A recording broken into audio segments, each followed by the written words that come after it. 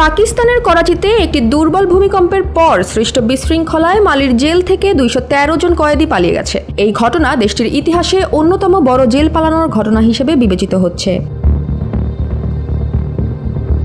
সোমবার রাতে করাচিতে 2.6 থেকে 3.4 মাত্রার কয়েকটি ভূমিকম্প অনুভূত হয়। জেল কর্তৃপক্ষ নিরাপত্তার জন্য বন্দীদের বাইরে আনে। এই সুযোগে কয়েদিরা নিরাপত্তারক্ষীদের উপর হামলা চালিয়ে অস্ত্র ছিনিয়ে নেয় এবং প্রধান ফটক খুলে পালিয়ে যায়। পালিয়ে যাওয়া 213 জন কয়েদির মধ্যে 78 জনকে পুনরায় আটক করা হয়েছে। পালানোর সময় একজন কয়েদি নিহত এবং 3 জন নিরাপত্তারক্ষী আহত হন।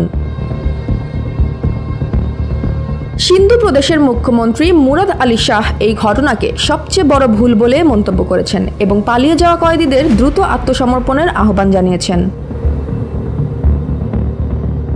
পাকিস্তানের মালির জেলে ধারণ ক্ষমতা 2200 হলেও সেখানে প্রায় 5000 কয়েদি ছিল, যা অতিরিক্ত ভিড় ও নিরাপত্তার ঘাটতির ইঙ্গিত দেয়। এই ঘটনা পাকিস্তানের কারাগার ব্যবস্থাপনায় নিরাপত্তা ও জরুরি প্রস্তুতির ঘাটতির বিষয়টি সামনে এনেছে। প্রশাসন তদন্ত শুরু করেছে এবং পালিয়ে যাওয়া কয়েদিদের ধরতে অভিযান চালাচ্ছে।